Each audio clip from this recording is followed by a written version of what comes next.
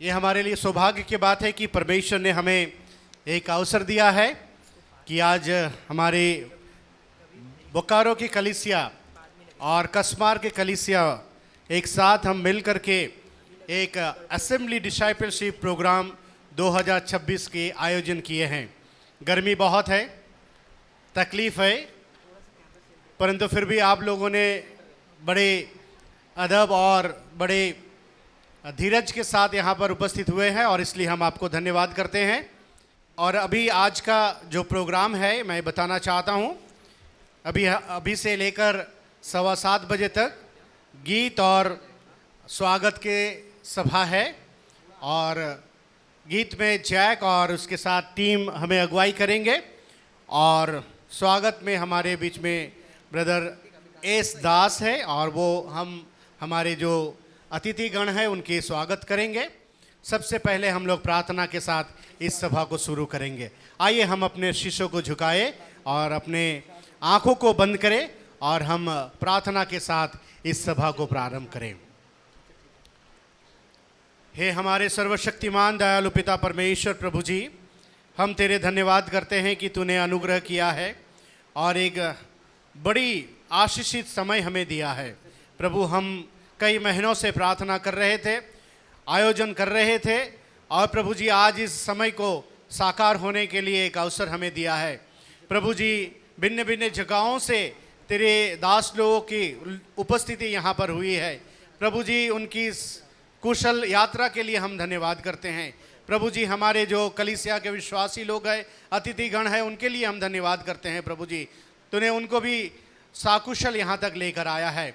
प्रभु जी, आज से लेकर अगले 4 दिन का जो सभा है प्रभु जी, वो तेरे आत्मा के द्वारा आशीषित हो, प्रभु जी अभिषिक्त हो, यह हम प्रार्थना करते हैं। हम यहाँ पर एक आत्मिक उन्नति के लिए, आत्मिक आशीष प्राप्ति के लिए उपस्थित हुए हैं। प्रभु जी, हमारे प्रार्थना, हमारी मेहनत, हमारे लगन, इसके पश्चात हमारे आत्मिक जीवन में उन्नति हो, ये हमारी प्रार्थना है। सारे चीज़ों के लिए धन्यवाद करते हैं। प्रभु जी, हमारे सोसाइटी ऑफ क्रिश्चियंस के इस जगह के लिए हम धन्यवाद करते हैं। तूने प्रभु वर्षों पहले तो अपने लोगों को ये जगह दिया है, आज तक महफूज रखा है प्रभु जी, और ये जगह तेरे महिमा के लिए इस्तेमाल हो रहे हैं। प्रभु जी, इस सोसाइटी को, इस जगह को तो आशीष दे, अनुग्रह कर और प्रभु यहाँ से तेरे नाम की महिमा हो पिता परमेश्वर, ताकि हम सब मिलकर यहाँ पर तेरी आराधना और तेरी महिमा करने पाए। इस सभा को हम तेरे हाथ में सौंपते हैं, शुरू से लेकर अंत तक तू अगुवाई कर प्रभु जी। किसी भी प्रकार के बाधा विघ्न ना हो, शैतान के कोई भी चतुराई ना हो, शैतान किसी भी प्रकार से हमें भरमाने ना पाए और कोई बाधा विघ्न ना दे प्रभु जी। मौसम को तूने अच्छा बनाया, अनुकूल बनाया प्रभु, इसलिए हम धन्यवाद करते हैं। तो हम सब के साथ हो प्रभु जी। आगे के कार्यक्रम को तेरे हाथ में सौंपते हैं, तो अगुवाई कर, सहायता कर। प्रार्थना प्रभु यीशु मसीह के नाम से मांगते हैं, आमीन। अभी हमारे बीच में जैक और टीम है, आप लोग गीतों के द्वारा अगुवाई करेंगे और उसके पश्चात हम लोग वेलकम सेरेमनी में जाएंगे।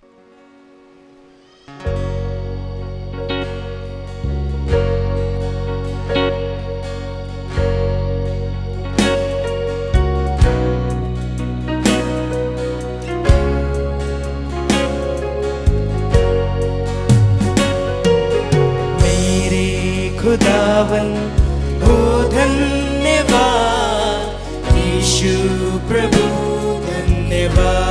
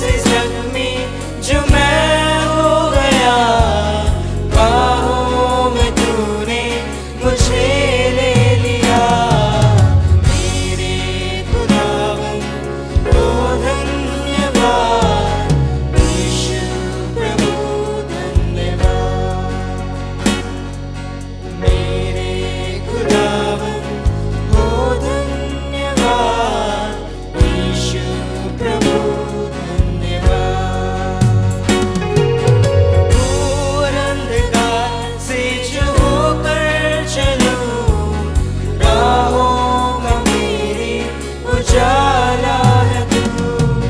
घोर अंधकार से जो होकर चलूं, राहों का मेरे उजाला है तू।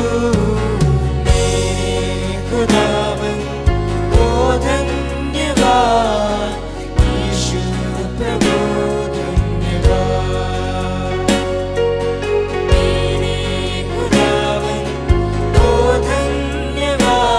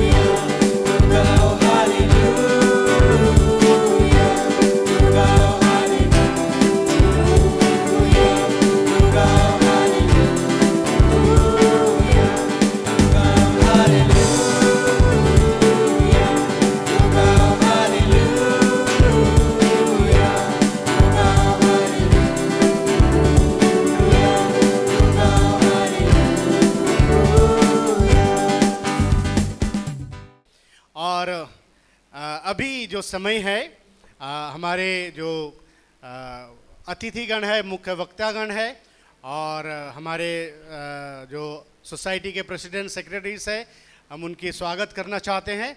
तो आगे के कार्यक्रम को मैं हमारे बीच में ब्रदर दास को मैं सौंपता हूं। ब्रदर दास, आप आगे लीड करेंगे।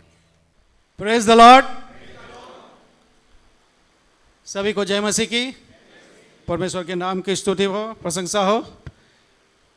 आखिरकार वो समय और दिन में हम लोग पहुंच गए जिसका कि हम लोग इंतज़ार कर रहे थे। एक सुंदर समय का परमेश्वर के लोगों के साथ मिलकर उसकी आराधना स्तुति करने के लिए। तो ये हमारे लिए समय है कि उपस्थित सभी अतिथियों का हम स्वागत करें। मैं देख सकता हूँ कि जितने भी अतिथि हैं वो बहुत ही यंग है और बहुत ही एनर्जेटिक है। तो ये हमारे लिए एक अच्छा संकेत अभी से मिल रहा है कि आगे के 3 दिन में क्या होने वाला है। हमारे अंदर भी कितना एनर्जी का आना और एक उत्साह का आना कितना ज़रूरी है। मैं सबसे पहले हमारे जो मुख्य वक्ता गेस्ट स्पीकर ब्रदर रेवंत का वेलकम करना चाहता हूं। ताली बजाएंगे हम लोग। ब्रदर संजय मंडल का स्वागत हम करने के लिए आग्रह करते हैं। सिस्टर बीना को, वो सामने आ जाएंगी।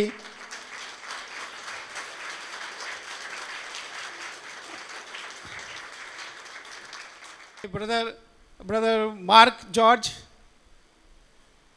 को स्वागत करने के लिए सिस्टर बबली को आग्रह करते हैं, आगे आ जाए।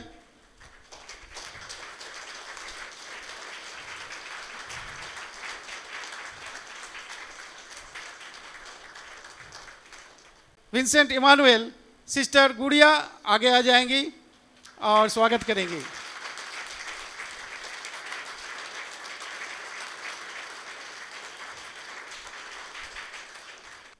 ब्रदर निर्मल सेल्वम का हम स्वागत करेंगे। सिस्टर कमला आगे जाएंगी और ब्रदर का स्वागत करेंगी। ताली बजते रहना चाहिए।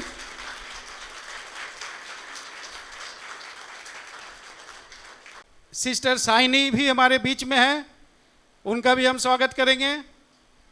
सिस्टर साइनी इमानुएल को स्वागत के लिए मैं सिस्टर पिंकी को स्वागत आग्रह करता हूँ, आगे आ जाए।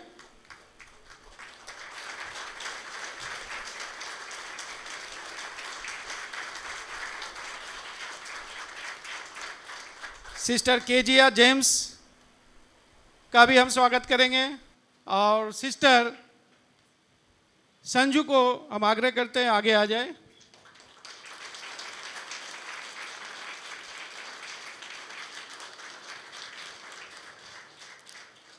सिस्टर सुजाना ग्रेस हमारे बीच में है और सिस्टर अनु को मैं आग्रह करता हूँ, आगे आ जाए और उनका स्वागत करें।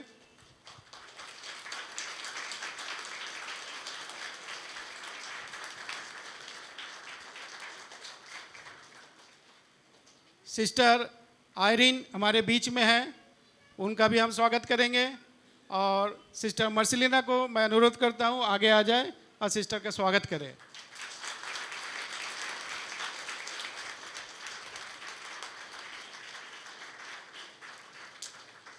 साथ साथ हमारे बीच में हमारे आदरणीय सोसाइटी के प्रेसिडेंट साहब भी हैं, रेवरेंड एलन बागे।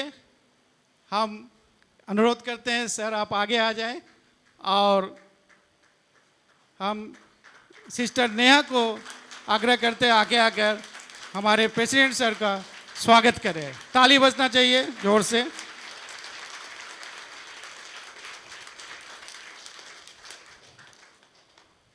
साथ ही हमारे आदरणीय सेक्रेटरी सर भी हैं सोसाइटी के,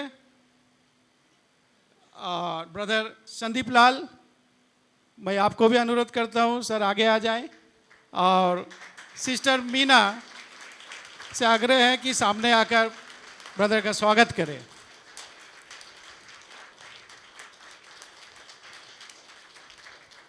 तो धन्यवाद सबको, आपने बहुत ही जोशपूर्वक अपना उत्साह को दिखाया, और एक अच्छा जो है आपका मन की दशा हम देख सकते हैं, खुशी वो नज़र आ रही है।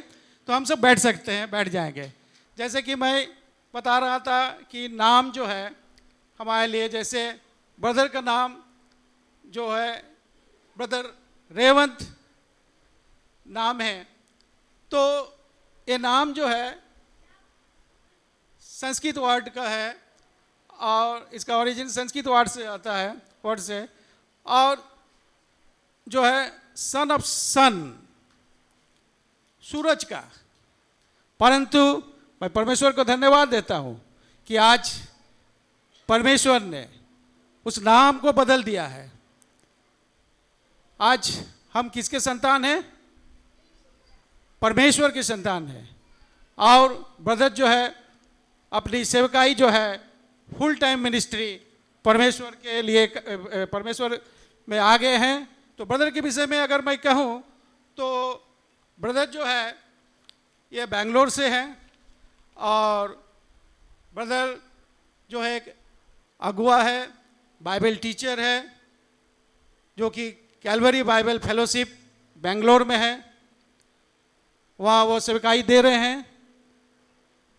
साथ साथ ब्रदर जो है 7 साल आईटी सेक्टर से भी जुड़े रहे, परंतु परमेश्वर के बुलावट के कारण उन्होंने उसे त्यागा है, और फुल टाइम मिनिस्ट्री में अपना सेवा को दे रहे हैं। Brother executive director of truth and life academy, जिसका उद्देश्य है थियोलॉजिकल ट्रेनिंग, एक थियोलॉजिकल इंस्टीट्यूट है जो मसीह लोगों को मसीह में कैसे आगे बढ़ना है उसकी शिक्षा, बिब्लिकल शिक्षा को दिया जाता है। साथ साथ brother coordinator for biblical eldership resources of India से भी जुड़े हुए हैं, और ब्रदर जो है एमए, मास्टर ऑफ डिविनिटी, इन सब शिक्षाओं को भी लिए हुए हैं।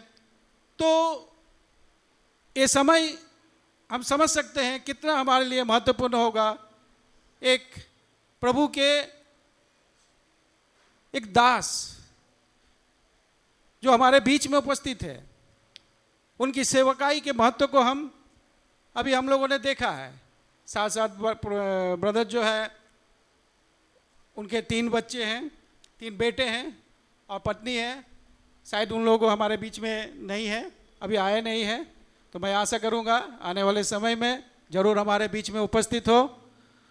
तो ब्रदर को एक बार फिर से मैं ढेर सारा शुभकामनाएं देता हूं कि आगे की समय जो उनके सेवकाई है परमेश्वर के लोगों के बीच में, अन्य जातियों के बीच में, वो सचमुच परमेश्वर उनके द्वारा एक अद्भुत काम को करने पाए।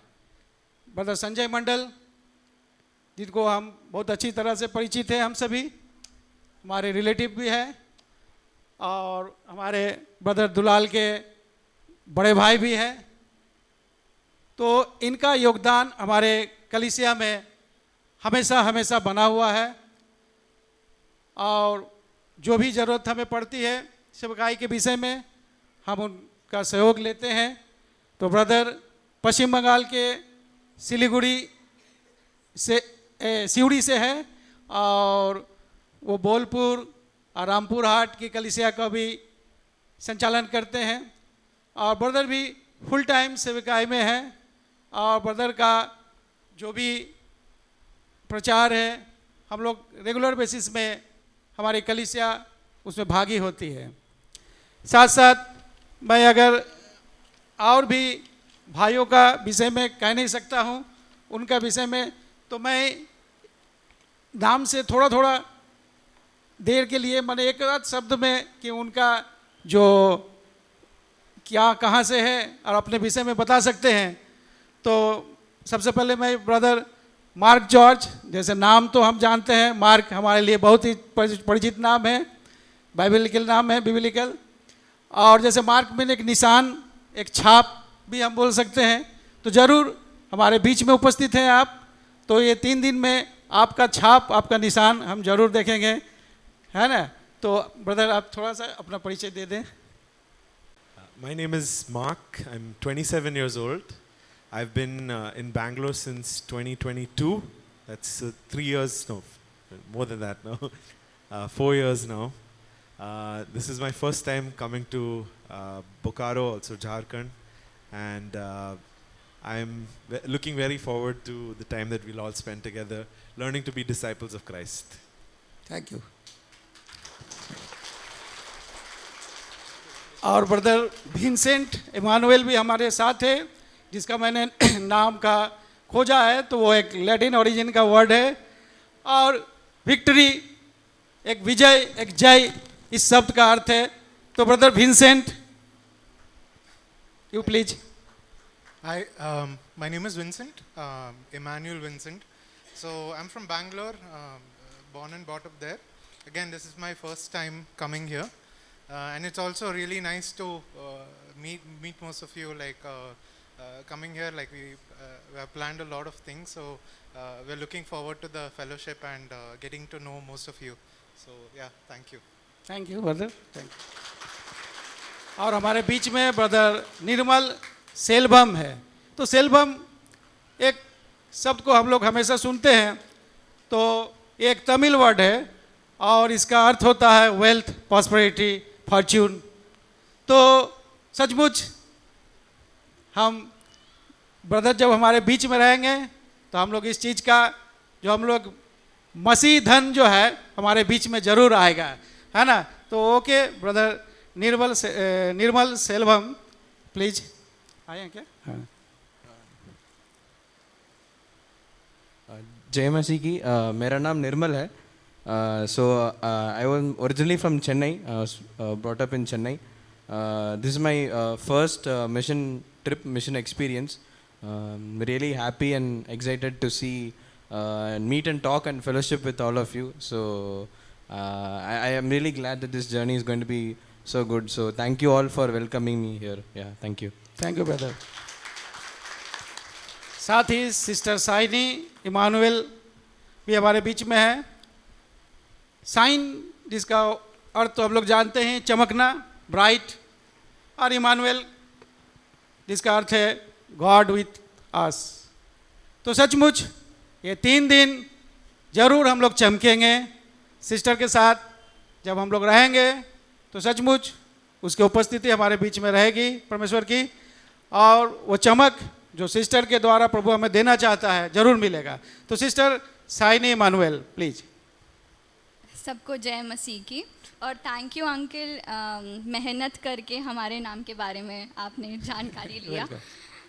मेरा नाम शाइनी सुसाना है और मैं 31 इयर्स की ओल्ड हूँ। ओके, मैं ओरिजिनली हुबली से हूँ, पर लेकिन शादी के बाद में, ये मेरे शौहर है विंसेंट इमानुएल, तो मैं बैंगलोर से हूँ अभी। सो मैं बहुत एक्साइटेड हूँ, बहुत खुशी है आपसे मिलने, और ये 3 दिन बहुत अच्छा होना है करके मैं प्रार्थना भी करती हूँ। Thank you, thank you, thank you, thank you. Sister Kezia James. Kezia जो वर्ड है वो हिब्रू वर्ड है, और बाइबल में हम लोग अय्यूब की पुस्तक में उसे पाते हैं। कौन थी केजिया? अय्यूब की बेटी, है ना, और जिसका अर्थ होता है ब्यूटी, फ्रेग्रेंस और सुंदरता। तो वो सुगंध जो है ये 3 दिन हमारे बीच में जरूर बिखरेगा, परमेश्वर का वचन का सुगंध। तो sister Kezia James please. Hi everybody, my name is Kezia James. I am 28 years old. I've been in Bangalore for the past 11 years. It's a joy to be here and meet so many of you. Looking forward to praising God and having joyful communion and speaking with all of you about your lives as well. It's a joy to be here. Thank you so much for having us. Thank you. Sister Sujana Grace. Sujana ये नाम भी एक Hebrew word है से आया हुआ है। वो एक फ्लावर जैसे लिली, रोज, लोटस, सुंदर फूल, सुंदरता, मधुरता इस्लाम में छिपा हुआ है ना। तो सिस्टर सुजाना प्लीज, तो हम लोग उनके सुंदरता और जो सुगंध है उसका महसूस 3 दिन जरूर करेंगे। Sister Sujana please. Praise the Lord, Jai Masih ki, everybody. My name is Susanna. I am from Hyderabad, but for the last 1 year I've been in Bangalore. I work there in HR. It's just been 1 day here and I can already see what the Lord is doing, and really excited to see what the Lord's going to do in the next 3 days and experience a fellowship with the believers here as well. Thank you. Thank you, thank you. और अंत में हमारे बीच sister Irene है। Irene एक Greek नाम है जिसका अर्थ है पीस, शांति। तो मसीह लोग शांति प्रिय होते हैं। तो ये 3 दिन का समय रहेगा, किसी प्रकार का कोई भी हमारे बीच में जरूर है कि अशांति नहीं है, क्योंकि हमारे बीच में कौन है? सिस्टर आयरीन है। Sister Irene please. Praise God, Jai Masih ki. My name is Irene. I'm from Kerala, but been working in Bangalore for some time. This is my first mission trip, and I thank God for bringing me here and meeting all of you. And thank you for the warm welcome and love, and I'm so glad to meet other brothers and sisters in Christ. So looking forward for spending these 3 days and enjoying the fellowship and communion with all of you. Thank you, thank you. अभी परमेश्वर का वचन सुनने का समय है और इसलिए मैं अभी इस समय निवेदन करता हूँ हमारे कसमार के प्रभु के दास इवांजलिस्ट भाई सुभाष आगे आएंगे। अभी हम लोग परमेश्वर के वचन ब्रदर रेवंत के द्वारा सुनेंगे और ब्रदर प्रदीप सैमुअल हमारे बीच में उसके तर्जमा करेंगे हिंदी में, और हम लोग उनके लिए प्रार्थना करेंगे और सबको शांतिपूर्वक सुनने के लिए हम लोग प्रार्थना करेंगे। भाई सुभाष आइए हम लोग प्रार्थना करें। हमारे महान जीवित अनुग्रहकारी परमेश्वर, हम आपको इस समय हृदय से धन्यवाद देते हैं प्रभु जी। प्रभु जी, आज कई महीनों से हम बोकारो और कसमार कलीसिया मिलकर इस विषय के लिए प्रार्थना कर रहे थे प्रभु जी, और धन्यवाद देते हैं प्रभु जी जो आज के ये शाम के समय ये प्रोग्राम शुरू होने के लिए तूने मदद किया। और यहाँ तक प्रभु जी आपने हर एक प्रिय आपके दासों को, दासियों को, यहाँ तक अपने विश्वासियों को दूर से नज़दीक से आपने हर एक को इधर उपस्थित किया है प्रभु जी। और अभी तक प्रभु जी जो भी प्रोग्राम होने के लिए मदद किया इसलिए धन्यवाद देते हैं। अभी प्रभु जी जब आपके वचन की ओर जाते हैं प्रभु जी, हमारे प्रभु के दास जब आपके वचन को, आपके संदेश को लेकर जब आते हैं प्रभु जी, आप उनके जीवन से बातें कर प्रभु जी, और हम अपने हम लोग जब सुनते हैं प्रभु जी, हम उस खालीपन को भर पाए, उस खालीपन को प्रभु जी हम समझ पाए जो हमारे जीवन की अभी भी कमी है प्रभु जी। और ये शाम के समय यह पहला सेशन जब शुरू होता है प्रभु जी, तो हम हर एक को आशीष दे प्रभु जी, बोलने वाले को आशीष दे और सुनने वाले को भी आशीष दे प्रभु जी, ताकि ये वचन जब हम सुनेंगे प्रभु जी आपके प्रिय दास के द्वारा प्रभु जी, हम विश्वासियों के जीवन में वो काम करे, और प्रभु जी जब वह जीवन हम जब जिए प्रभु जी, और उस पर आपकी महिमा मिले प्रभु जी। इन सारे बातों को आपके करीब रखते हैं। अभी जब हमारे प्रिय दास के द्वारा जो वचन को ट्रांसलेशन किया जाएगा प्रभु जी, और उसके लिए भी हम दुआ करते हैं, जब वो हम लोगों को भाषा में जब हम लोगों के बीच में रखेंगे, उनको भी आप सहायता मदद कर, ताकि तेरे नाम की महिमा हो। इस समय हमारी विनती और प्रार्थना को तूने सुना है, इसलिए हम धन्यवाद देते हैं। प्रार्थना प्रभु यीशु मसीह के नाम से मांगते हैं सुन और दया से ग्रहण कर। आमीन। सबको जय मसीह की। It's a joy and honor to be here. ये एक बड़ी खुशी की बात है आप सभी के संग यहाँ पर होना। I'm also happy to say and once again affirm that I'm not here alone. और मैं यहाँ खुश हूँ कि मैं यहाँ पर आया हूँ, लेकिन अकेला मैं यहाँ नहीं हूँ। This time, accompanying me, there are 7 members from our church. और इस वक्त मेरे साथ मेरी कलीसिया के 7 सदस्य लोग भी हैं। So all of us are here together to serve you in this conference. और आज सभी लोग यहाँ पर आपकी सेवा के लिए इस कॉन्फ्रेंस में हैं, यहाँ पर To serve you आपकी सेवा के लिए, and even to see the ministry around in this region. और इस जगह की सेवकाई के लिए, And also to learn from you. और कई सारी चीजें आपसे सीखने के लिए, And also to see the work of God in this region in India. और भारत के इस भाग में परमेश्वर के काम को देखने के लिए। So brother Dulal is a good friend of mine. और ब्रदर दुलाल मेरे काफ़ी अच्छे मित्र हैं। Last year he came home in Bangalore.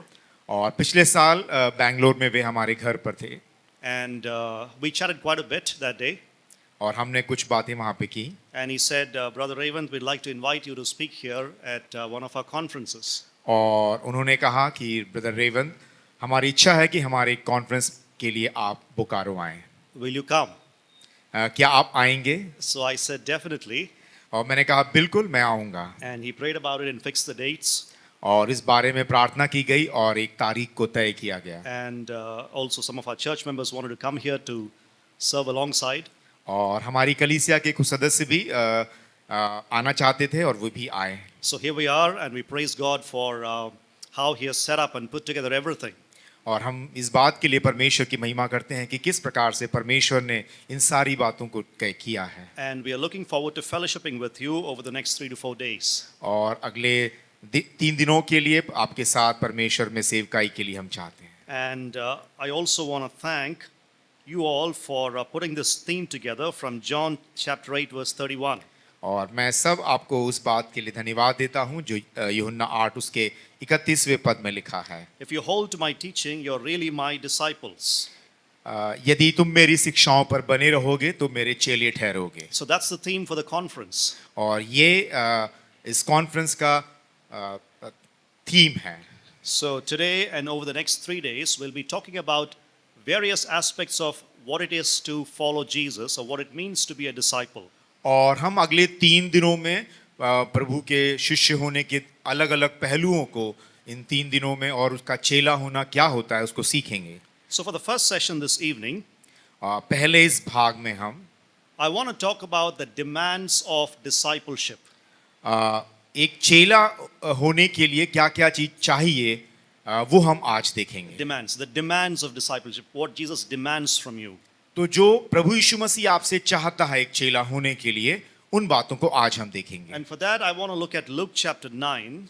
और उसके लिए हम निकालेंगे लूका रचित सुसमाचार उसका अध्याय 9 verses 51 through 62. और उसके 51वें पद से लेके 62वें पद तक हम पढ़ेंगे। 51 through 62. I'll request brother to read in Hindi for us, and we will look at it verse by verse and see what the Lord has to speak to us. लूका रचित सुसमाचार उसका 9वां अध्याय उसका 51वें पद से 62वें पद तक मैं उसको पढ़ रहा हूँ। जब उसके ऊपर उठाए जाने के दिन पूरे होने पर थे तो उसने यरूशलेम जाने का विचार दृढ़ किया। उसने अपने आगे दूत भेजे, वे सामरियों के एक गांव में गए कि उसके लिए जगह तैयार करें, परंतु उन लोगों ने उसे उतरने न दिया क्योंकि वह यरूशलेम जा रहा था। यह देखकर उसके चेले याकूब और यूहन्ना से ने कहा, हे प्रभु, क्या तू चाहता है कि हम आज्ञा दें कि आकाश से आग गिरकर उन्हें भस्म कर दे? परंतु उसने फिरकर उन्हें डांटा और कहा, तुम नहीं जानते कि तुम कैसी आत्मा के हो, क्योंकि मनुष्य का पुत्र लोगों के प्राणों को नाश करने नहीं वरन बचाने आया है। और वे किसी दूसरे गांव में चले गए। जब वे मार्ग में जा रहे थे तो किसी ने उससे कहा, जहां जहां तू जाएगा मैं तेरे पीछे हो लूंगा। यीशु ने उससे कहा, लोमड़ियों के भट्ट और आकाश के पक्षियों के बसेरे होते हैं, परंतु मनुष्य के पुत्र को सिर धरने की भी जगह नहीं। उसने दूसरे से कहा, मेरे पीछे हो ले। उसने कहा, हे प्रभु, मुझे पहले जाने दे कि मैं अपने पिता को गाड़ दूं।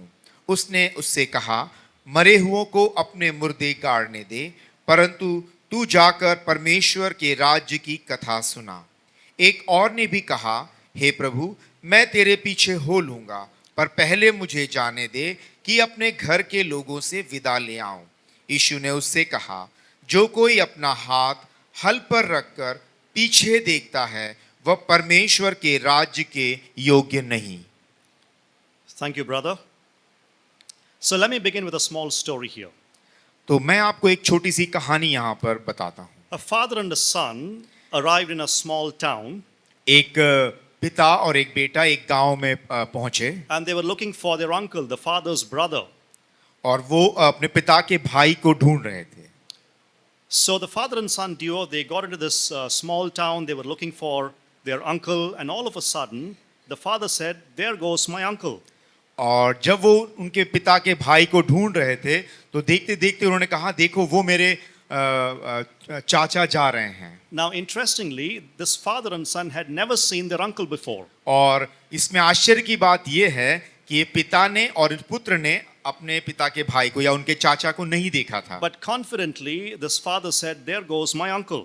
लेकिन पिता ने बहुत कहा कि ये मेरे चाचा हैं। So the son asked him, "How do you know that that is your uncle for sure when you had never seen him before?" तो बेटे ने अपने पिता से पूछा, आपने कैसे जाना कि ये आपके चाचा हैं? And then the father looked at the son and said this. और पिता ने अपने पुत्र की ओर देखा और कहा, "Son, I know him because that's exactly the way my father walks." क्योंकि मैं उनको इस तरह से जानता हूं क्योंकि ये इसी प्रकार चल रहे हैं जैसे मेरे पिता चलते थे। So my uncle is walking exactly like my father, and that's how I know he is my uncle. क्योंकि मेरे जो चाचा हैं वो मेरे पिता की तरह चल रहे हैं, इसीलिए मैं जान पाया कि ये मेरे चाचा हैं। If we walk like Jesus, यदि हम मसीह के समान चलें, the world would know exactly who we are. तो दुनिया जान लेगी कि हम कौन हैं। The world would know exactly who we are. ये दुनिया जान लेगी हम कौन हैं। They will look at us and say they belong to Jesus. और वो हमारी तरफ देखेंगे और कहेंगे ये मसीह के हैं। So the passage I've chosen for this evening, जो हिस्सा मैंने आज इस शाम के लिए चुना है, it appears in the central section of the Gospel of Luke. और ये लूका यीशु समाचार के केंद्र को बताता है। So the central section starts from Luke chapter 9 verse 51. और ये उसके मध्य भाग उसके 9वें अध्याय के 51वें पद से शुरू होता है and goes all the way till chapter 19 verse 44. और 19वें पद के 19वें अध्याय के 44वें पद तक चलता है। All these chapters, chapter 9 verse 51 to chapter 19 verse 44, they all describe Jesus' journey to Jerusalem. ये 9वें अध्याय का 51वें पद से 19वें अध्याय के 44वें पद तक प्रभु यीशु मसीह के बारे में ही लिखा हुआ है। They describe his journey to Jerusalem. ये उनकी यात्रा यरूशलेम की तरफ को बताती है। Until chapter 9 in the Gospel of Luke. और इसके इस 9वें अध्याय तक in the Gospel of Luke, लूका रचित सुसमाचार में Jesus ministered in Galilee. और प्रभु यीशु मसीह गलीली में सेवकाई करते थे। And now he is on the road to Jerusalem along with his disciples. अब ये यरूशलेम की तरफ अपने चेलों के साथ आगे बढ़ रहे हैं। Why? क्यों? Because he has realized that the time of his departure has come. क्योंकि वो जान चुके थे कि दुनिया में उनका अंत का समय आ चुका है। So he is walking towards the cross. तो वो अब उस क्रूस की तरफ आगे बढ़ रहे थे। He is walking resolutely towards the cross. और वो उसी तरफ बढ़ भी रहे थे। And so all these 10 chapters must be seen in light of the cross. और ये सारे 10 अध्याय उसी क्रूस की छाया में देखे जाने चाहिए। So this is Jesus walking with his disciples towards Jerusalem. तो ये मसीह अपने चेलों के साथ यरूशलेम की तरफ आगे बढ़ रहे हैं। And these 10 chapters, और ये 10 अध्याय they show how Jesus experiences rejection. प्रभु यीशु मसीह ने कैसे रिजेक्शन को या दूसरों के त्यागने को जो है वो देखा है। So how he experiences rejection. और उन्होंने कैसे इस छोड़ने को लोगों के द्वारा त्यागे जाने को देखा है। And also how he prepares his disciples for his departure. और उन्होंने कैसे अपने चेलों के को इस संसार छोड़ने के लिए तैयार भी And किया। that's why there's a lot of teaching in these 10 chapters on discipleship. इसीलिए इन 10 अध्यायों में शिष्यत्व का हम बहुत सारी बातों को देखते हैं। So Jesus stresses in these 10 chapters on the total commitment needed for disciples. और यहाँ पर वो चाहते हैं कि एक शिष्य होने के लिए क्या चाहिए वो हम इन अध्यायों में देखते हैं। At the end of the section, which is in chapter 19, और जब इसके हम आखिरी हिस्से में पहुंचते हैं उसके 19वें अध्याय में Jesus enters Jerusalem प्रभु यीशु मसीह यरूशलेम में पहुंचते हैं and is weeping while he enters Jerusalem. और जब वो यरूशलेम में प्रवेश करते हैं वो उस समय रो रहे होते हैं। Why? क्यों? Because Israel has missed the visitation of our Messiah. क्योंकि इस्राएल ने उस मसीह को त्याग दिया था। It missed the visitation. उनके आने को, Yeah, they missed it. उनके जो आने को है वो उन्होंने उसको त्याग दिया। And so, although they missed the visitation of the Messiah, और हालांकि वो उस बात में चूक गए थे, yet God's plan and God's kingdom are moving forward. और ये मसीह का योजना थी कि आगे बढ़े। And those who turn to Jesus are blessed. और जो प्रभु यीशु मसीह में आए वो आशीषित हुए। So in chapter 9 verse 51, उन 9वें अध्याय के 51वें पद में we are beginning the journey towards Jerusalem with Jesus. तो हम यहाँ पर देखते हैं प्रभु यीशु मसीह के साथ यरूशलेम की जर्नी की शुरुआत को हम देखते हैं। And the first part of it concentrates much on the disciples. और उसकी जो शुरू की बातें हैं वो उस चेलों के ऊपर ज्यादा महत्व को देती है। First it talks about the failures of the disciples. पहली वो उनके चेलों के हार जाने को बताती है। And then it talks about the success of their ministry. और वो उनके सफल होने को, सेवकाई में सफल होने को भी बताता है। If we look at the passage that we just read now, और जिस हिस्से को हमने पढ़ा यदि हम उसकी ओर फिर से देखें, if you look at verses 51 through 56, यदि हम उसके 51वें पद से 56वें पद तक देखें, it talks of the rejection that they experienced in Samaria.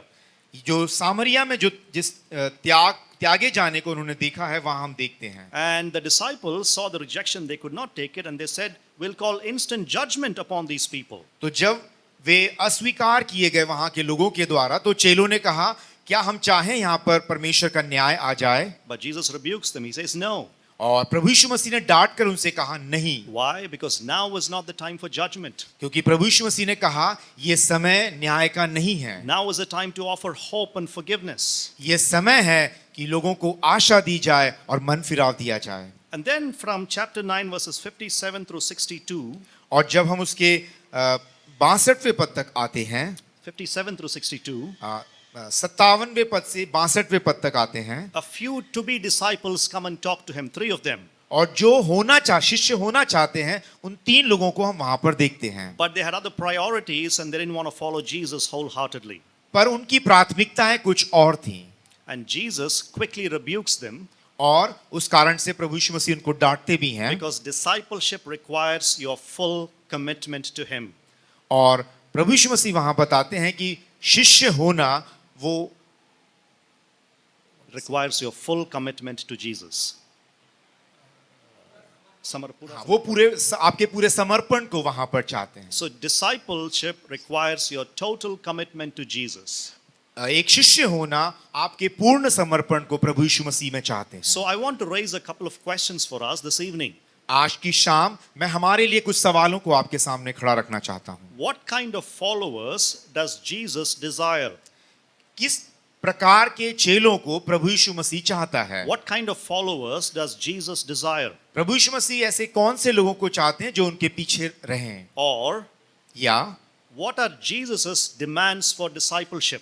या प्रभु यीशु मसीह क्या चाहता है एक शिष्य में? What are the demands of Jesus for his disciples, for those who want to follow him?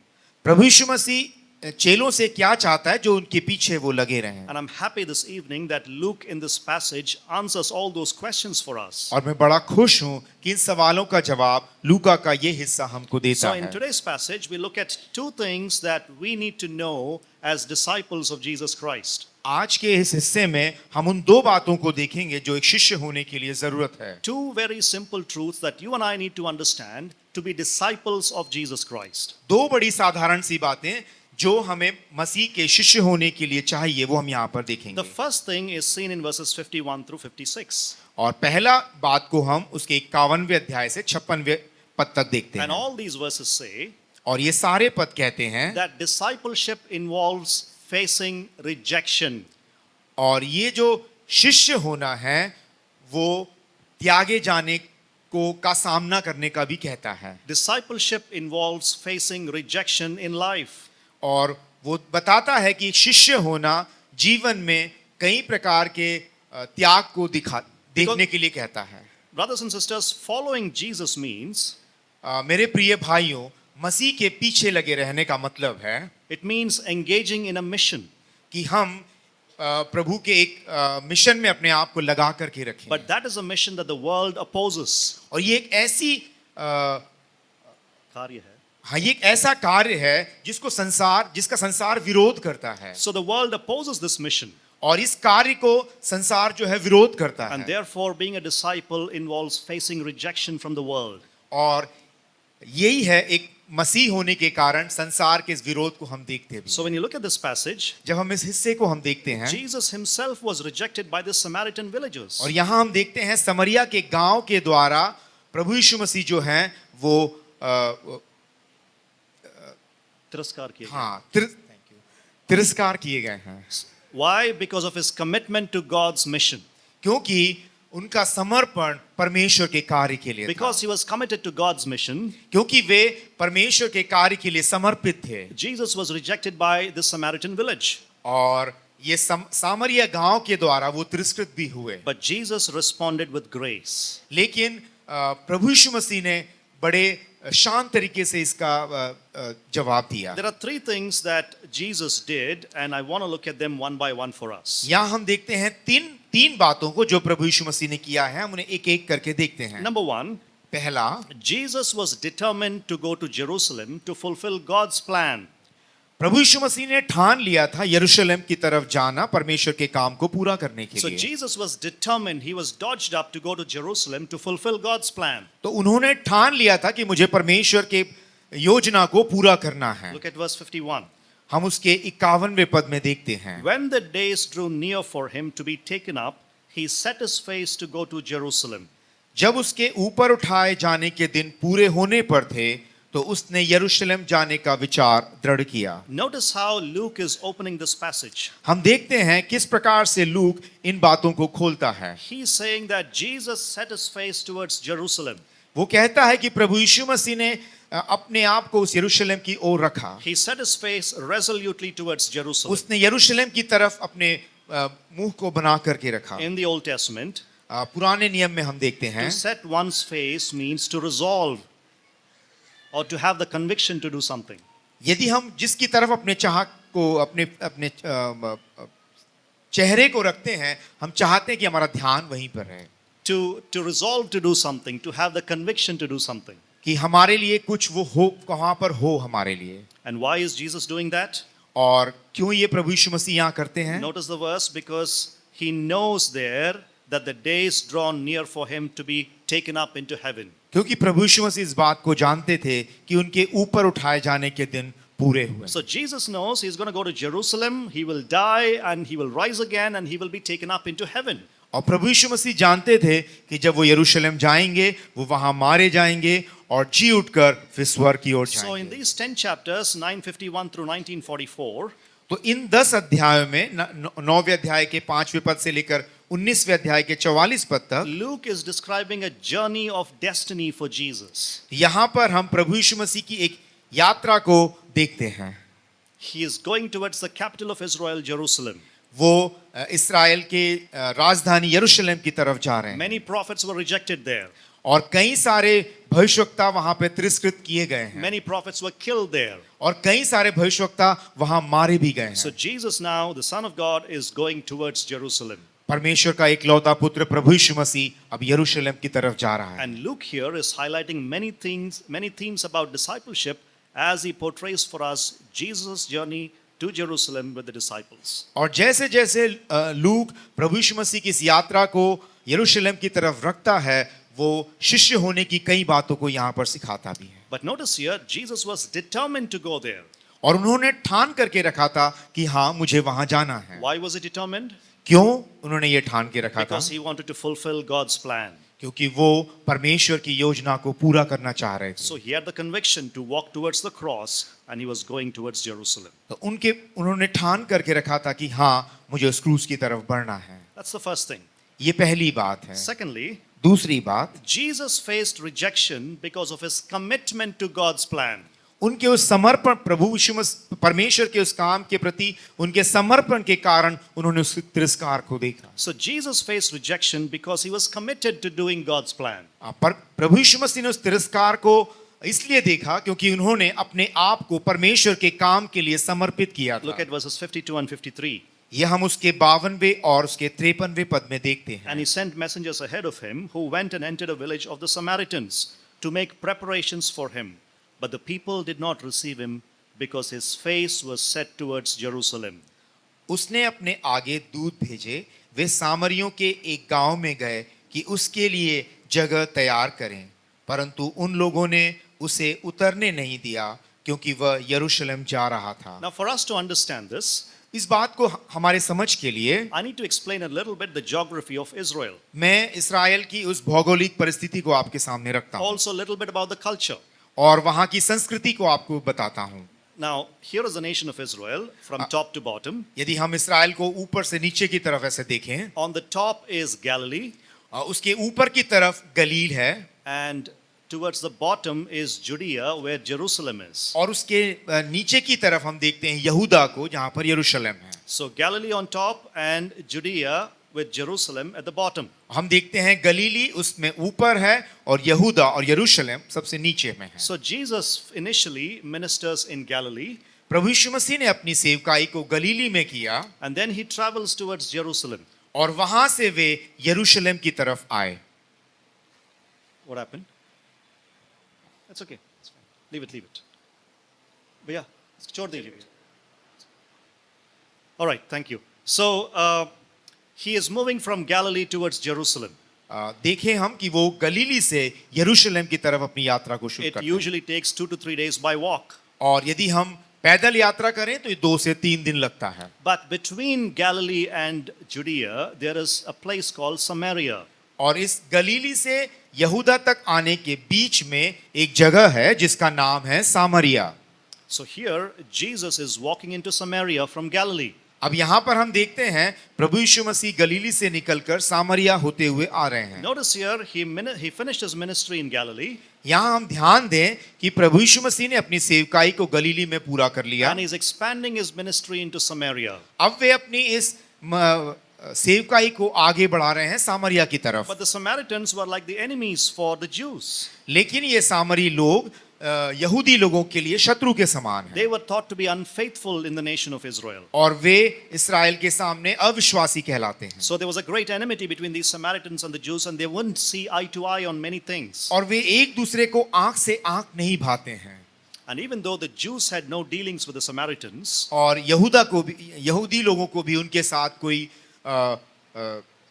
संबंध नहीं होता है। Jesus doesn't stop himself from going and relating with them.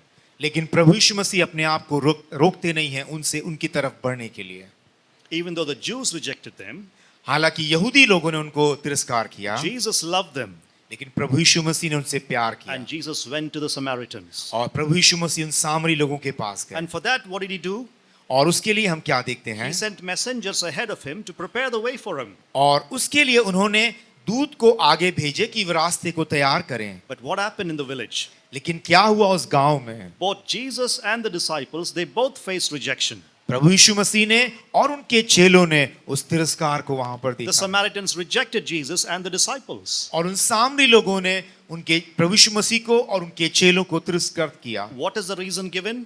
और क्या कारण उन्होंने वहां पर दिया? Why did they reject Jesus and the disciples? क्यों उन्होंने प्रभु यीशु मसीह को और उनके चेलों को तिरस्कार किया? Notice verse 53. हम इसको 53वें पद में देखते हैं। Because he was heading for Jerusalem. क्योंकि वो यरूशलेम की तरफ बढ़ रहे थे।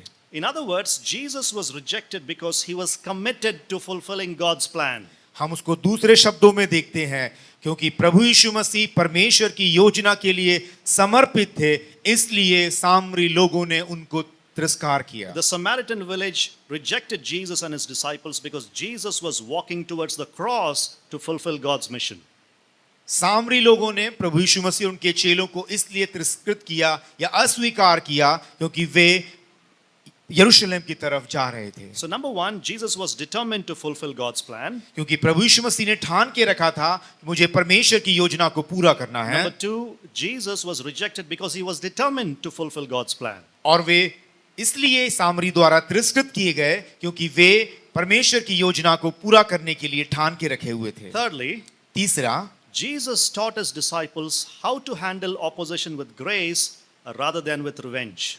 और प्रभु यीशु मसीह ने अपने चेलों को सिखाया कि इस प्रकार का अस्वीकार होना या तिरस्कृत होने को किस प्रकार से How to handle it with grace rather than revenge. हाँ, बदला न लेते हुए बड़े शांत तरीके से कैसे किया जाए वो बताते हैं। Okay, look at verses 54 through 56. हम उसको उसके 54वें पद से 56वें पद तक देख सकते हैं। And when his disciples James and John saw it, they said, Lord, do you want us to tell fire to come down from heaven and consume them?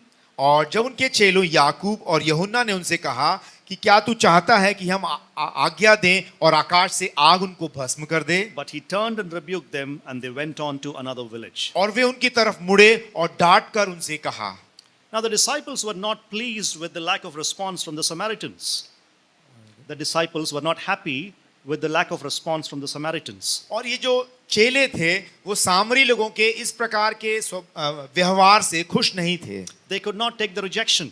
वे इस तिरस्कार को स्वीकार नहीं कर They पाए। were angry, they were upset about it. वो इस कारण से बड़े गुस्से हो गए थे और दुखी भी थे। And so James and John here, the disciples, और यहाँ पर हम उनके चेले याकूब और यूहन्ना को देखते हैं। they say, should we call down fire from heaven and cause judgment upon them? और वो कहते हैं हम आकाश से आग गिराकर न्याय को इनके ऊपर लेकर आते हैं। Now in the Old Testament, और हम पुराने नियम में देखें Elijah did the same thing. Elia ने भी यही किया। And so here Jesus is being rejected. और यहाँ पर हम देखते हैं प्रभु यीशु मसीह तिरस्कृत हुए हैं। And the disciples thought now is the time to cause judgment upon these people. और चेलों ने सोचा यही वो समय है कि परमेश्वर का न्याय इनके ऊपर आए। If Elijah called judgment for those people who did not believe in Yahweh, जब एलिया ने यहोवा को तिरस्कार करने वालों के ऊपर न्याय लाने के लिए आग को बरसाया, now we should call judgment as well because Jesus is being rejected. तो हम भी यहाँ प्रभु यीशु मसीह के तिरस्कार किए जाने के कारण उस भस्म करने वाली आग को लेकर आए। But what does Jesus do? लेकिन वहां क्या प्रभु यीशु मसीह ने किया? Notice here he rebukes the disciples. वहां पर हम देखते हैं प्रभु यीशु मसीह ने चेलों को डांटा है। Luke does not use the words of Jesus, but he only says he rebuked the disciples. यहाँ पर लूक जो है प्रभु यीशु मसीह के शब्दों को नहीं बताते हैं, लेकिन उन्हें बताते हैं कि उन्होंने उनको डांटा। Why did Jesus rebuke the disciples? और क्यों उनको डांटा होगा?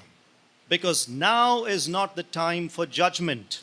क्योंकि ये समय न्याय का नहीं है। Rather it is time to offer grace and mercy to the villages. ये समय है कि प्रभु का अनुग्रह इन गांव वालों के ऊपर आए। Grace and mercy even to those who reject Jesus. ऐसे लोगों के ऊपर जिन्होंने प्रभु यीशु मसीह को तिरस्कार किया, अस्वीकार किया।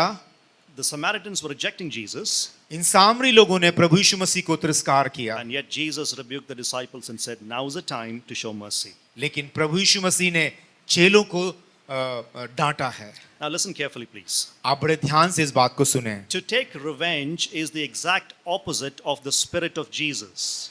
बदला लेने की आत्मा के बिल्कुल विपरीत है प्रभु यीशु मसीह की आत्मा। That is not the intent of the mission of Jesus. ये प्रभु यीशु मसीह की सेवकाई का उद्देश्य नहीं है। उद्देश्य नहीं था। That is not the intent of the mission of Jesus. ये प्रभु यीशु मसीह की सेवकाई का उद्देश्य नहीं था। We all know John 3:16. हम सब प्रभु यूहन्ना उसके 3 अध्याय के 16 पद को जानते But हैं। do you remember John 3:17? क्या आप यूहन्ना उसके 3 अध्याय के 17 पद को देखते हैं? For God did not send his son into the world to condemn the world, but that the world through him might be saved. क्योंकि परमेश्वर ने प्रभु यीशु मसीह को इसलिए नहीं भेजा कि लोग उनके द्वारा दंड पाए, लेकिन वे उसके द्वारा उद्धार को So पाए। he didn't come to destroy the world or to condemn the world. जब संसार को नाश करने वाली बात आती है या न्याय करने वाली बात आती है, He didn't come to condemn the world, तो वो इसलिए नहीं आए कि वो उनके ऊपर न्याय करें, but he came to save the world. वो इसलिए आए हैं कि उनको बचा लें। And so notice what they say, what it says in verse 56. And then they went on to another village. तो हम उसके उस 56वें पद में पढ़ते हैं कि वे किसी दूसरे गांव में चले गए। Nothing is going to stop Jesus in his mission from going to Jerusalem. कोई भी बात प्रभु यीशु मसीह की उस योजना को, यरूशलेम जाने की योजना को रोक सकती थी। So let me ask you this question this evening. एक सवाल इस शाम को मैं आपसे पूछना चाहता Now हूँ। listen very carefully, please. आप उसको बड़े ध्यान से सुने। Do you face rejection in your life because you follow Jesus?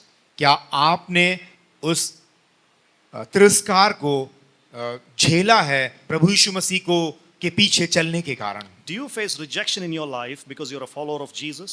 क्या आपने प्रभु यीशु मसीह के पीछे चलने के कारण उस तिरस्कार को सहा है? Now listen carefully, please. आप उसको ध्यान से सुने। Rejection is an inevitable part of our Christian journey of discipleship.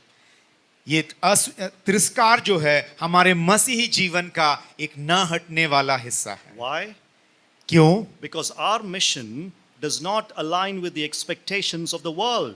क्योंकि हमारा जो उद्देश्य है वो संसार के उद्देश्य के समान नहीं है। So we will face rejection.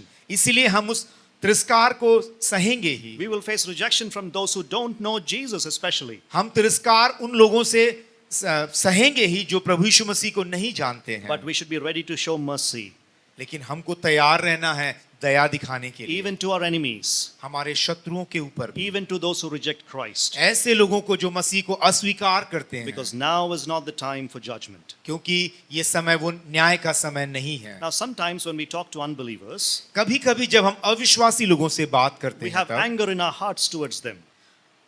We have anger in our hearts towards them. हमारे अंदर बहुत गुस्सा भरा होता है। We think they should be burned right now because they're not accepting Jesus. हम कई बार सोचते हैं ये जला दिए जाने चाहिए क्योंकि ये मसीह को स्वीकार नहीं करते हैं। And sometimes we preach hellfire with a sense of gladness, saying that, oh, you're going to hell. और कई बार हम सोचते हैं कि ये खुश होकर कि ये सारे नरक की आग में जाने वाले हैं। Instead, Jesus is teaching us here that we need to be merciful, kind, and gracious. Even to those who reject Jesus. लेकिन प्रभु यीशु मसीह यहाँ हमको सिखाते हैं ऐसे लोग जो मसीह को अस्वीकार करते हैं, तिरस्कार करते हैं, हम उनके ऊपर दया दिखाएं। Now listen carefully, please. आप उसको ध्यान से सुनें। This is a great lesson in discipleship. एक शिष्य होने के एक बड़े चीज को हम यहाँ पर सीखते हैं। Those who reject Jesus are not your enemies.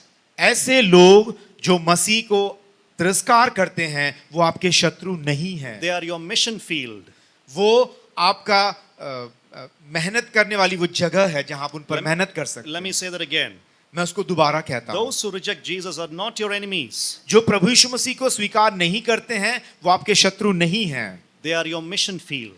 वो उनके ऊपर आपको काम करना है। So when you face rejection from your family, जब आप तिरस्कार को अपने परिवार से सामना करते हैं, and given the backgrounds that some of you come from, you will face rejection from your families. और जरूर ऐसा हुआ है कि आपने अपने परिवार से उस तिरस्कार को सहा होगा जब आप प्रभु के पीछे चले हैं। When you face rejection from your society, जब आप समाज से उस तिरस्कार का सामना करते हैं, when you face rejection from your extended family or your village for following Jesus, जब प्रभु यीशु मसीह के पीछे चलने के कारण अपने रिश्तेदारों से, अपने गांव वालों से आप उस तिरस्कार को सहते हैं, always remember it is because they don't understand your mission. इस बात को आप हमेशा ध्यान रखें कि वे आपके उस उद्देश्य को नहीं समझते हैं। They don't understand the mission that you're following Jesus. वो नहीं जानते हैं कि आप प्रभु यीशु मसीह के पीछे लगे हुए हैं। And what should your right response be?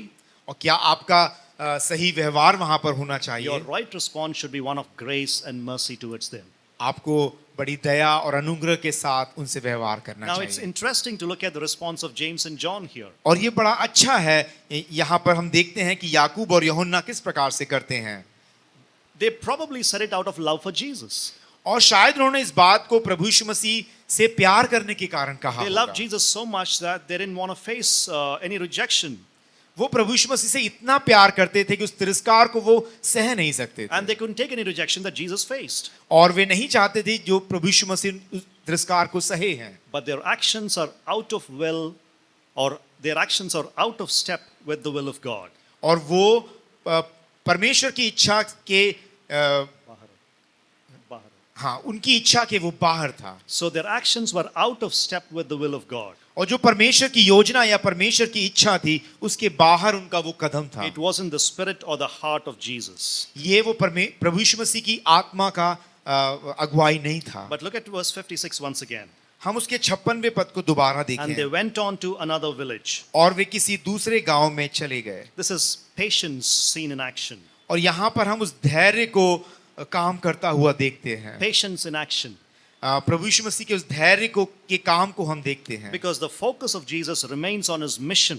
क्योंकि प्रभु यीशु मसीह का ध्यान उनके उस उद्देश्य के ऊपर ही था। He doesn't dwell on the rejection.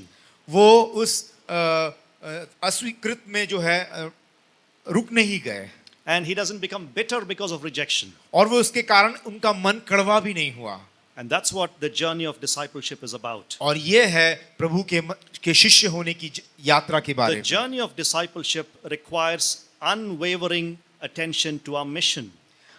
ये प्रभु यीशु मसीह का चेला होना ये बताता है बिना कपकपाए धैर्य रखते हुए प्रभु की सेवकाई में We बढ़ना। must have a steady focus on the mission. हमारा ध्यान बिना विचलित हुए उस उद्देश्य की तरफ रखना है। Sometimes enduring rejection as well. और कई बार उस तिरस्कार को भी सहना है। So that's the first thing that we see in verses 51 through 56. ये पहली बात जो हम उसके 51वें अध्याय से 56वें अध्याय में देखते हैं।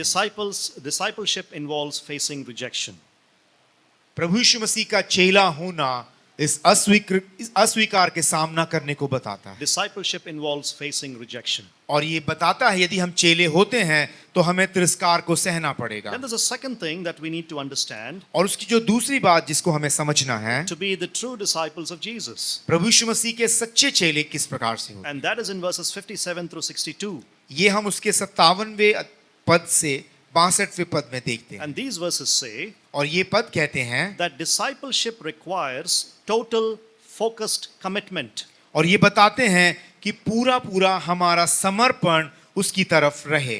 Discipleship requires total focused commitment to Jesus. ये चेला होना ये होने में हमें ये ध्यान रखना होगा कि हमारा पूरा समर्पण उसकी तरफ रहे। Following Jesus, प्रभु यीशु मसीह के पीछे चलना it demands a wholehearted commitment. ये चाहता है कि हम संपूर्ण हृदय से समर्पित रहें। But it also demands a prompt, urgent commitment. और ये चाहता है कि इसको हम बड़े तुरंत और शीघ्र करें। And that's what we see in this passage here. और हम इसी बात को इस पद में देखते हैं। We see here that Jesus demanded absolute, undivided commitment to him. और यहाँ हम देखते हैं कि बिना बटे हुए समर्पण को यहाँ पर हम पाते हैं। He doesn't want part-time disciples. और वो नहीं चाहता कि लोग जो है कुछ समय सेवकाई करें और कुछ समय कुछ और काम He करें। doesn't want followers who only follow him when it's convenient. और वो ऐसे चेलों को नहीं चाहता है कि जो अपनी सुविधा के अनुसार प्रभु यीशु मसीह के पीछे चलें। But he wants absolute, undivided commitment to himself. और वो चाहता है पूरी रीति से समर्पित लोगों को। And he encounters 3 would-be disciples here. और यहाँ पर वो सांसारिक 3 शिष्यों के बारे में बताते Would हैं be to be disciples. जो शिष्य होना चाहते हैं। And there are lessons we can learn about discipleship by looking at these 3 stories. और उनसे क्या शिक्षाएं हमें मिलती हैं वो भी हम यहाँ पर So let's देखते look हैं। at them one by one. और उनको हम एक-एक करके देखें। The first man, और पहले व्यक्ति को हम देखते हैं what did Jesus do with him? और प्रभु यीशु मसीह ने उनके साथ क्या किया। Jesus reminded him about the price to be paid to be his disciple. उन्होंने उनको बताया कि प्रभु यीशु मसीह के चेले होने के लिए क्या कीमत अदा करनी होती है। There is a cost to be paid. एक कीमत अदा करनी होती है उनका There's a चेला बनने price के to be लिए। paid to be his disciple. उसका चेला बनने के लिए कीमत को अदा करना होता Look है। at verses 57 and 58. हम उसके 57वें पद और 58वें पद को देखते हैं। As they were going along the road, someone said to him, I will follow you wherever you go. And Jesus said to him, Foxes have holes, and the birds of the air have nests, but the Son of Man has nowhere to lay his head. 57वें पद में हम इस प्रकार देखते हैं, जब वे मार्ग में जा रहे थे तो किसी ने उससे कहा, जहां जहां तू जाएगा मैं तेरे पीछे हो लूंगा। यीशु ने उससे कहा, लोमड़ियों के भट और आकाश के पक्षियों के बसेरे होते हैं, परंतु मनुष्य के पुत्र को सिर धरने की भी जगह नहीं। If you look at the first 9 chapters of the Gospel of Luke, जब हम लूका रचित सुसमाचार उसके पहले 9 अध्याय को देखते हैं, especially chapters 4 through 9, जब हम उसके 4थे अध्याय से 9वें अध्याय को देखते हैं, you see a lot of miracles that Luke records that Jesus did. तो हम कई सारे आश्चर्य कर्मों को जो प्रभु यीशु मसीह ने किया है लूका के द्वारा लिखी देखते हैं। And immediately in chapter 9, here is this man who comes and says, I will follow you wherever you go. और यहाँ हम देखते हैं अचानक से एक व्यक्ति आता है और कहता है, प्रभु जहां कहीं तू जाएगा मैं तेरे पीछे हो लूंगा। So I presume, based on the context, that this man saw the miracles that Jesus performed. तो यहाँ मैं सोचता हूं कि इस व्यक्ति ने प्रभु यीशु मसीह ने जिन आश्चर्य कर्मों को किया है उसको देखते हुए इस बात को कहा था। He even heard his great preaching. और शायद उनके प्रचार को भी उन्होंने सुना होगा। And he thought the kingdom of God had arrived. और उन्होंने सोचा कि परमेश्वर का राज्य आ चुका है। So he got caught up in that emotion. और वे उस भावना से वो भर गए। The excitement and the drama. और excitement. हाँ, वे बड़े उत्तेजित उस बात को देखकर हो गए। So he is excited that the kingdom of God has come now. और वे उत्तेजित होकर सोचे कि हाँ प्रभु का राज्य आ चुका है। But he had not counted the cost. लेकिन उन्होंने उस कीमत को नहीं जाना था। He did not know that he had to follow Jesus to Jerusalem. उसको नहीं पता था कि उसके लिए उसे यरूशलेम को जाना होगा। He didn't understand it's not just about miracles. ये उस आश्चर्य कर्मों की बात नहीं है। He didn't understand that following Jesus means going to the cross and suffering and dying. वो नहीं सोचता था कि प्रभु यीशु मसीह के पीछे चलने का मतलब है सहन करना और उस क्रूस को सहन करना और मरना है। And so he casually came and said, तो वो बड़े साधारण रीति से प्रभु के Lord, पास I will आया follow you wherever you go. और उससे कहा, प्रभु जहां कहीं तू जाए मैं तेरे पीछे हो लूंगा। If you go to London, I'll go with you. यदि आप लंदन जाएं तो मैं आपके पीछे हो If you लूंगा। go to Delhi, I'll go with you. यदि आप दिल्ली जाएं तो मैं आपके पीछे हो Because लूंगा। for him, the kingdom of God is about big things like miracles. उसके लिए परमेश्वर का राज बड़ी-बड़ी बातें थी। But Jesus knew what was in the heart of this man. और प्रभु यीशु मसीह जानते थे उस व्यक्ति के हृदय में क्या है। And he knew he wasn't counting the cost to follow Jesus. क्योंकि वो जानते थे वो उस कीमत को प्रभु यीशु मसीह के पीछे की कीमत को नहीं जानते। He knew that he didn't understand the price that he had to pay to be the disciple of Jesus. वो नहीं समझता है प्रभु यीशु मसीह के चेले होने के लिए क्या कीमत अदा करनी होगी। Because he didn't understand where Jesus was going. क्योंकि वो नहीं समझता था कि कहाँ प्रभु यीशु मसीह जा रहा So है। it was all emotion for him. ये सब उसकी भावनाएं थी And he was selfishly motivated. और वो उससे प्रेरित हो गया। So Jesus looks at him and says this. और प्रभु यीशु मसीह ने उसकी तरफ देखकर कहा, Foxes have holes. लोमड़ियों के तो भट होते हैं, Birds of the air have nests. आकाश के पक्षियों के बसेरे होते But हैं, the Son of Man has nowhere to lay his head. परंतु मनुष्य के पुत्र को सिर धरने की भी जगह नहीं। The Son of Man has nowhere to lay his head. प्रभु यीशु मसीह परमेश्वर के पुत्र को रहने के लिए कहीं भी जगह नहीं है। Yes, Jesus stayed with Martha, Mary and Lazarus. हाँ, प्रभु यीशु मसीह मार्था, मरियम और लाजरस के साथ रहता था, But he didn't own a home. लेकिन उसके लिए एक घर नहीं था। He would sometimes sleep under olive trees. वो कई बार अंजीर के वृक्ष के नीचे बैठता था And sometimes he would sleep under the sky, under the stars. और कई बार वो ऐसे आकाश के नीचे बैठता। So Jesus basically said this. और प्रभु यीशु मसीह ने उनसे यही देखकर कहा You're so casually coming and telling me, I will follow you wherever you go. कि आपने बिना कोई बात जाने साधारण तरीके से कह दिया, हाँ जहां कहीं तू जाएगा मैं तेरे पीछे हो लूंगा। But do you know, I have no place to call home. क्या आप जानते हैं मेरे पास ऐसी कोई जगह नहीं जिसे मैं घर कह सकूं? I have no place to lay my head.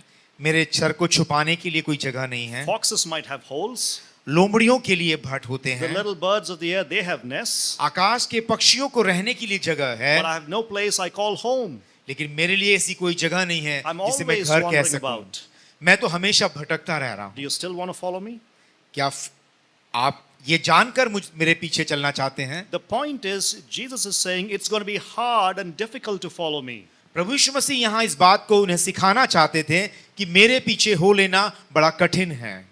You see, brothers and sisters, हाँ मेरे प्रिय भाइयों, the world has certain expectations संसार हमसे कई बातों को चाहता है for them to be accepted, and they will accept you if you follow those standards. यदि हम उन बातों को माने तो वो हमें स्वीकार करेंगे। So when you identify with Jesus, जब हम प्रभु यीशु मसीह में हो जाते हैं, it will inevitably place you outside the boundaries of their expectations. तब आप उनकी उम्मीद से बाहर हो जाते हैं। Are you willing to pay the price?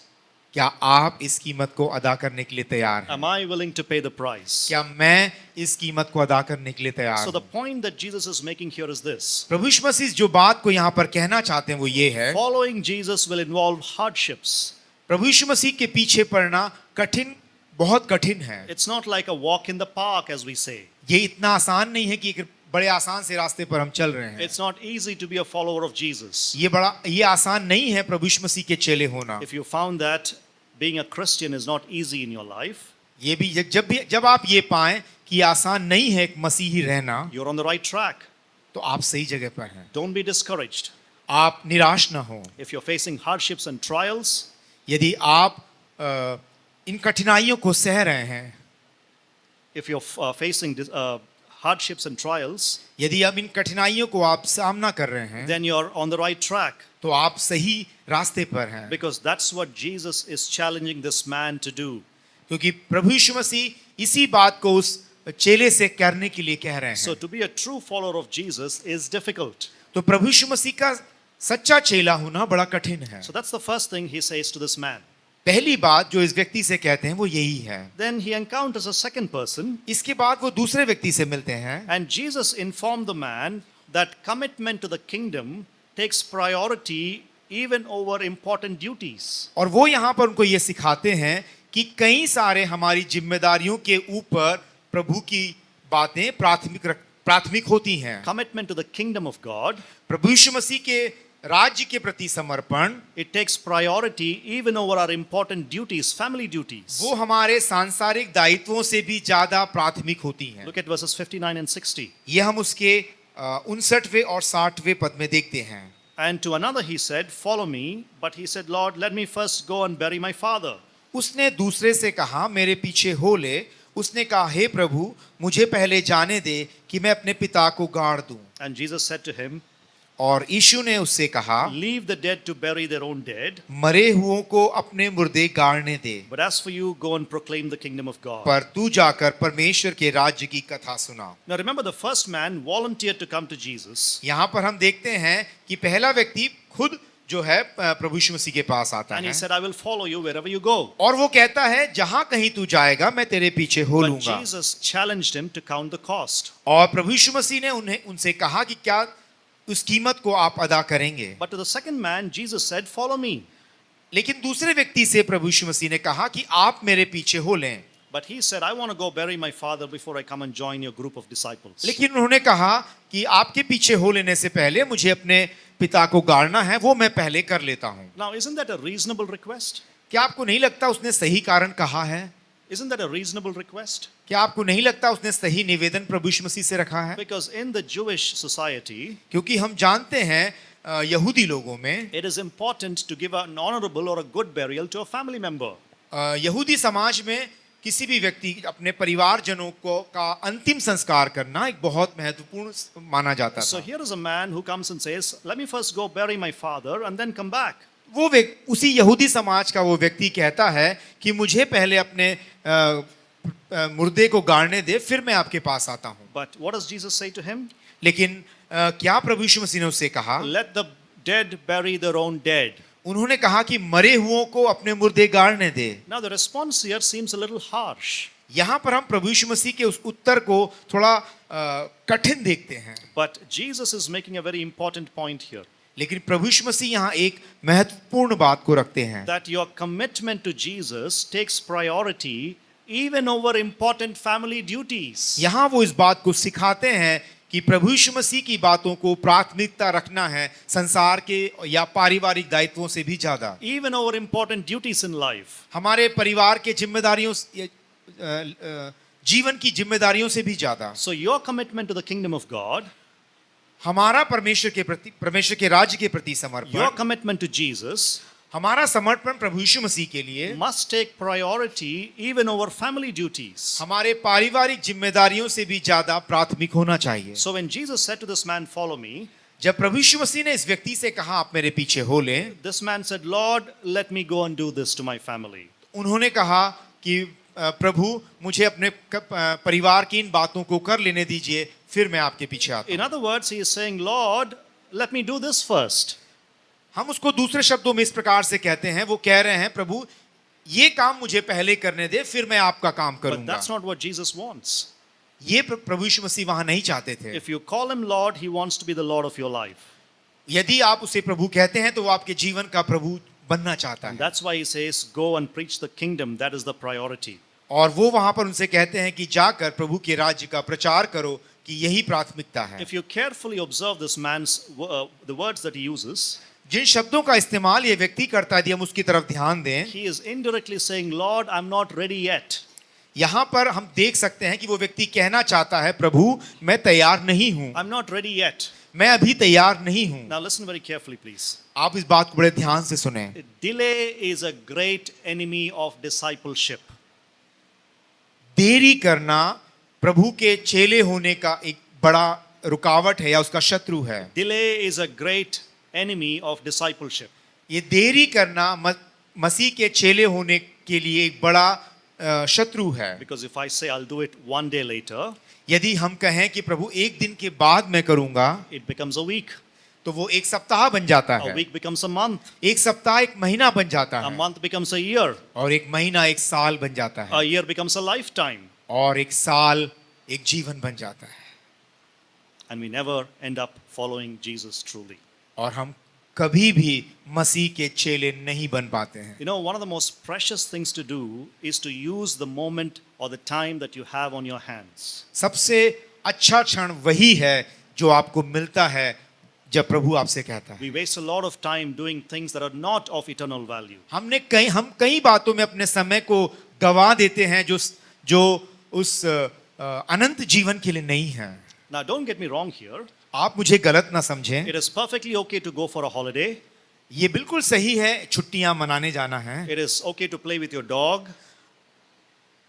आपका कुत्तों के साथ। हाँ, अपने कुत्तों के साथ, जानवरों के साथ खेलना। It's okay to play with your children. अपने बच्चों के साथ जाके खेलना। But keep the priorities of life right. लेकिन अपने जीवन की प्राथमिकताओं को हम सही रखें। The first thing should be kept first. पहली चीज पहली की जानी चाहिए। The point here is, जो बात मैं यहाँ रखना चाहता हूँ वो ये है, Jesus demands urgency. प्रभु चाहते हैं कि हम तुरंत उन बातों को करें And he should be our highest priority. और वो हमारी सबसे पहली प्राथमिकता हो। So two men that Jesus encountered so far. यहाँ हम देखते हैं दो व्यक्ति जिनसे प्रभु का सामना हुआ। But there's a third person that he encounters. और जो तीसरे व्यक्ति का वो सामना करते हैं। And Jesus here reminded the man और प्रभु यहाँ पर उस व्यक्ति को याद दिलाते हैं that he was looking for this man's undivided loyalty.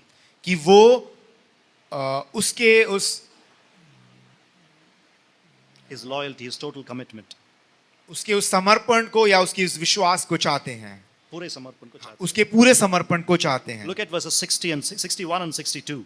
ये हम उसके 61वें और 62वें पद में देखते हैं। Yet another said, I will follow you, Lord, but let me first say farewell to those at my home. And Jesus said to him, No one who puts his hand to the plow and looks back is fit for the kingdom of God. एक और ने भी कहा, हे प्रभु, मैं तेरे पीछे हो लूंगा, पर पहले मुझे जाने दे कि अपने घर के लोगों से विदा ले आऊं। यीशु ने उससे कहा, जो कोई अपना हाथ हल पर रखकर पीछे देखता है, वह परमेश्वर के राज्य के योग्य नहीं। Okay, so here's a man who would want to follow Jesus. यहाँ पर एक व्यक्ति को देखते हैं जो प्रभु यीशु मसीह के पीछे चलना चाहता है। But he wanted to do one thing before that. पर वो उसके पहले एक बात को करना चाहता है। What is it? वो क्या है? Wants to go back home. वो पीछे मुड़कर अपने घर जाना चाहता है and just say bye to them and come back. और अपने प्रियजनों से विदा लेकर आना चाहता है। And what does Jesus say to him? और क्या प्रभु यीशु मसीह उससे कहते हैं? If you put your hand on the plow, यदि आप अपने हाथ को उस हल पर आगे रख लेते हैं, and you turn back, यदि आप उसको हाथ रखकर पीछे देखते हैं, you're not fit for the kingdom of God. आप परमेश्वर के राज्य के लिए सही नहीं हैं। So Jesus here is saying, यहाँ प्रभु यीशु मसीह इस बात को कहते हैं that there's an urgency in discipleship, कि प्रभु यीशु मसीह के चेले होने में आपको जल्दीबाजी दिखानी an है। urgency in following Jesus. प्रभु यीशु मसीह के पीछे होने में आपको जल्दी करना है। And this man was allowing his family to take a place that only belongs to Jesus. और यहाँ पर वो चाहता था एक परिवार को अपनी जगह देना चाहता था जो प्रभु यीशु मसीह जिसका स्थान रखते Now हैं। imagine this situation. आप इस बात को सोच कर देखें। He asked Jesus, let me go say bye to my family and come back. और उन्होंने प्रभु यीशु मसीह से कहा, प्रभु मैं जाता हूँ अपने परिवार से मिलकर उन्हें विदा देकर आता हूँ। So he goes home with the right intent of saying bye and going back to Jesus. तो वे लौटकर नहीं चाहते थे कि प्रभु के पास आए।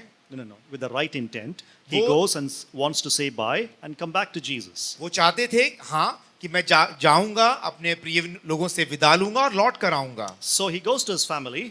तो वो उनके परिवार के पास जाते हैं। He says, "Bye, I'm going to follow Jesus." और वो कहते हैं मैं जा रहा हूं प्रभु यीशु मसीह के पीछे चलने के लिए। What if his wife starts crying? और क्या होगा यदि उस वक्त उसकी पत्नी रोने लगे? Please don't leave me and go. Please don't leave me and go. वो कहेंगी मुझे अकेला छोड़कर आप ना जाएं। What if children start crying? क्या होगा यदि बच्चे रोने लगे? What if his old father says, "There are too many responsibilities here at home.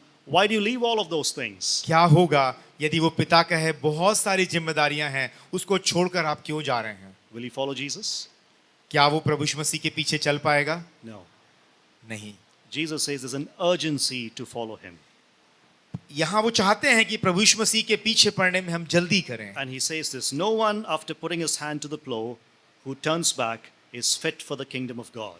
ऐसा कोई भी व्यक्ति परमेश्वर के राज्य के योग्य नहीं जो अपने हाथ को आगे उस हल पर रखकर पीछे की तरफ देखता है। Let me transpose this imagery into modern day language. मैं इस बात को हमारे अभी के समय के हिसाब से रखना चाहता हूँ। Now some of you drive cars कई आप में से कई लोग कार चलाते or हैं ride bikes. या बाइक चलाते हैं। So when you're driving a car, जब आप कार को चलाते हैं if you're looking backwards and driving, what will happen? और कार चलाते हुए जब आप पीछे की तरफ देखें तो क्या होगा? Not just देखें, if you keep looking at the back and driving forward, what will happen? और यदि आप पीछे की तरफ देखते हुए गाड़ी आगे चलाते रहें तो क्या होगा? You will crash. आप एक दुर्घटना में चले जाएंगे। That's exactly what Jesus is saying here. और यहीं पर प्रभु यीशु मसीह इस बात को बताते हैं। In other words, the followers of Jesus must be totally focused on the purpose. यहाँ पर वो चाहते हैं कि प्रभु यीशु मसीह के चेले पूरी तरह से प्रभु के उस उद्देश्य की तरफ ध्यान रखें। They can't have one eye on the previous life and one eye on the life ahead. वे ऐसा नहीं कर सकते कि अपनी एक आंख को आगे की तरफ रखें और एक अपने पीछे की जीवन की तरफ। You can't have one foot in the world and one foot in the church. आप ऐसा नहीं कर सकते कि अपना एक पैर संसार में और एक पैर इस कलीसिया में रखें। Sometimes even your family can get in the way of serving Jesus. और कई बार आपके परिवार के सदस्य इस बीच में आ सकते हैं। You need to be careful. आपको सावधान रहना है। Again, don't get me wrong here.